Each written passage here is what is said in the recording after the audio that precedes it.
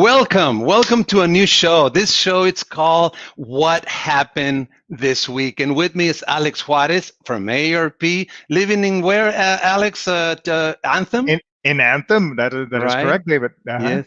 Maria Ramirez Trillo from Tucson. I can't forget Hello, that name. Hi, that's Maria. right. Welcome, Alex. Welcome, Maria. What do you think about this new show? It's brand new. We're launching it today. What happened this week? It'll be like a recap of news, events that happen, big items with very little explanation. We just want the community to kind of be on the same page as to what's happening in the country, Yep. in Arizona, and of course at AARP. Alex, what do you think about this show?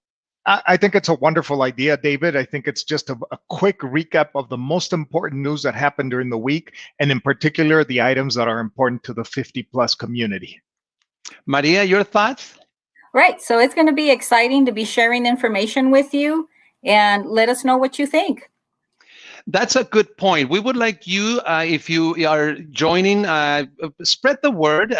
We'll spend a few minutes. We want to make this 5 minutes max, but we definitely are not going to go more than 10. And the idea is, let me show you the graphic here is what happened this week. And it's a recap of some of this week's happenings in our country, in Arizona, and at AARP.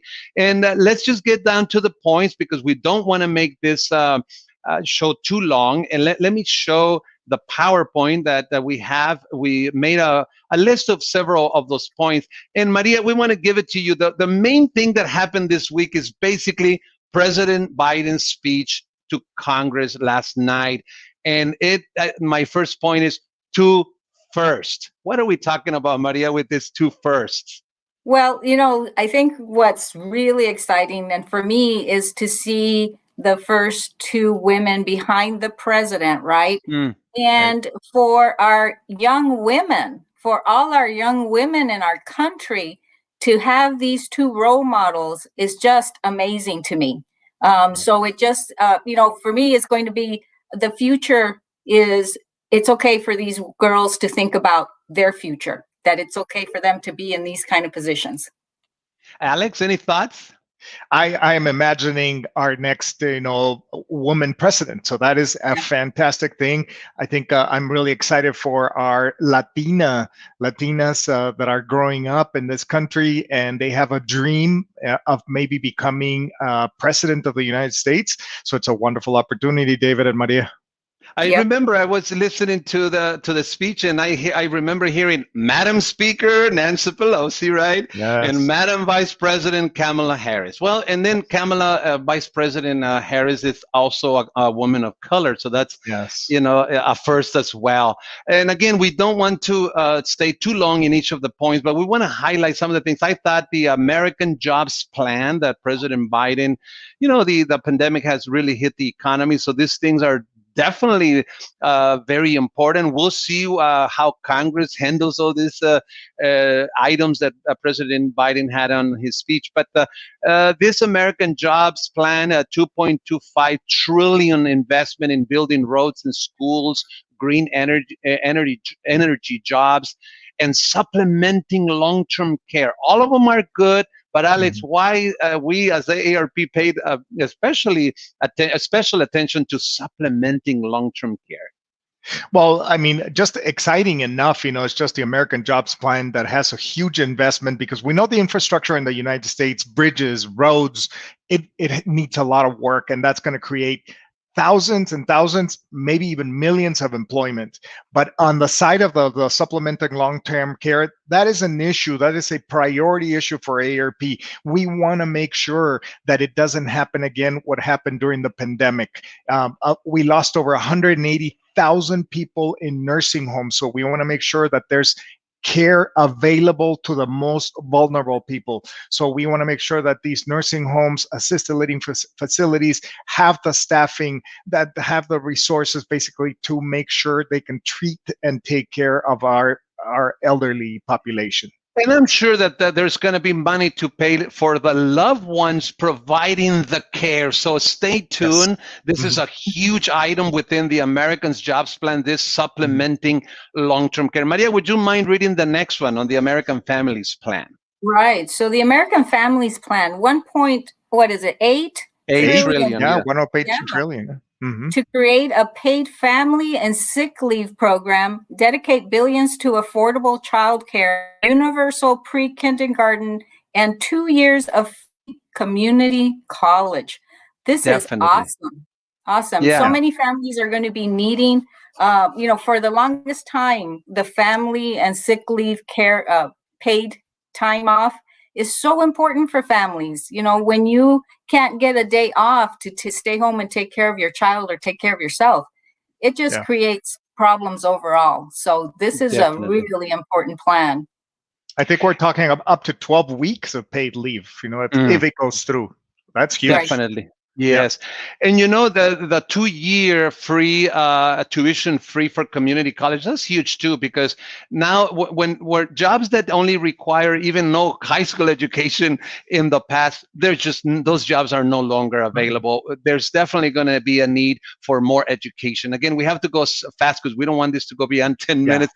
Exactly. Medicare, they have been talking a lot about making Medicare accessible before you hit 65. And a lot of people, once you start getting to the 65, you sometimes lose jobs and you don't know what to do with insurance. It may be too expensive. So I think it's a great idea that they would make it available sooner. Some people are saying 55. Others, the president even mentioned it, 55 or 60-year-old. To me, that would be amazing. I think it would encourage people to even retire sooner for those that they want to do it. And another huge point is the Prescription Drug Negotiation Authority. Medicaid already has that authority. That's why they can get the drugs for cheaper. But the Medicare, Congress has never been willing to give Medicare the same authority to negotiate drug prices that they gave to Medicaid. So that can save billions of dollars. Imagine, David. definitely. So we'll see where this goes. Hopefully Congress will get their act together and do something. Alex, the next one, taxes.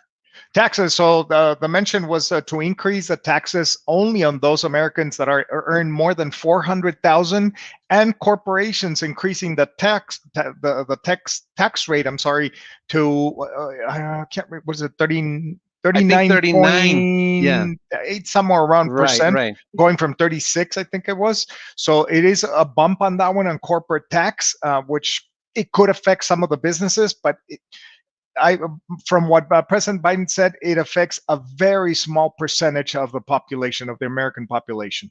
We have to close the show pretty soon now. We only have a couple minutes. $15 an hour. It was spoken to make it nationwide. Immigration, of course, big item. We'll see where that goes. Voting reform and justice reform, and also Maria. Hey, David, yes, something really important to mention on the $15 an hour. That's on federal jobs at this point. Okay, federal jobs. Right. Perfect.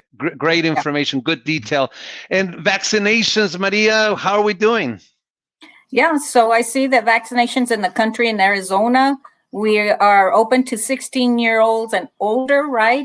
And the issue of masks per county, I think they're taking the issue of yes and no, that they're required and not required. So it'll be interesting to still keep up with that kind of information.